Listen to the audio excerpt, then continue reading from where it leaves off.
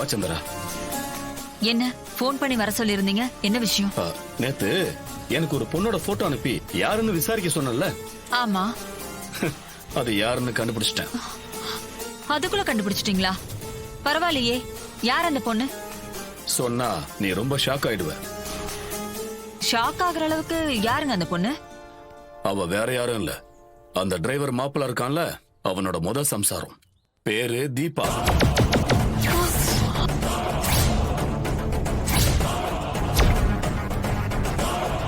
என்ன சொல்றீங்க? அவனோட முதல் வைஃபா? அப்பா அவனுக்கு ஏற்கனவே கல்யாணம் ஆயிடுச்சா? ஆமா சந்திரா, ஏற்கனவே அவனுக்கு கல்யாணம் ஆயிடுச்சுதான். அத கேட்டது எனக்கே அதிர்ச்சியா தான் இருந்துச்சு. அவன் விஷயத்துல இப்படி ஒரு ட்விஸ்ட் இருக்குன்னு நான் நினைக்கவே இல்லையேங்க.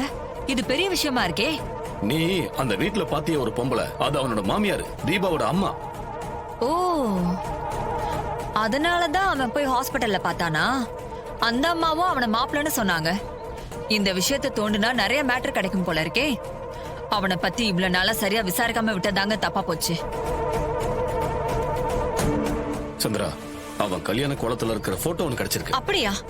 எங்க காட்டுங்க. இரு வரேன்.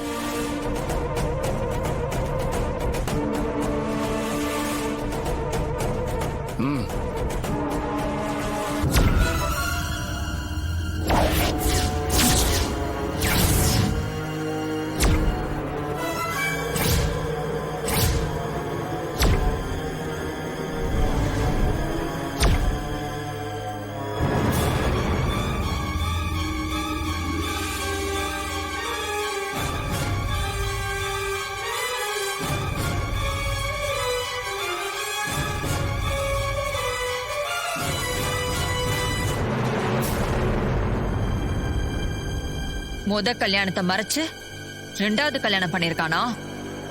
டே டிரைவர் பயலே, நல்ல வசமா மாட்டினடா. இத அவன் பழைய வீட்டுல இருந்து எடுத்துட்டு வந்தேன். இந்த ஆதாரத்தை நாம மிஸ் பண்ணவே கூடாது சந்திரா.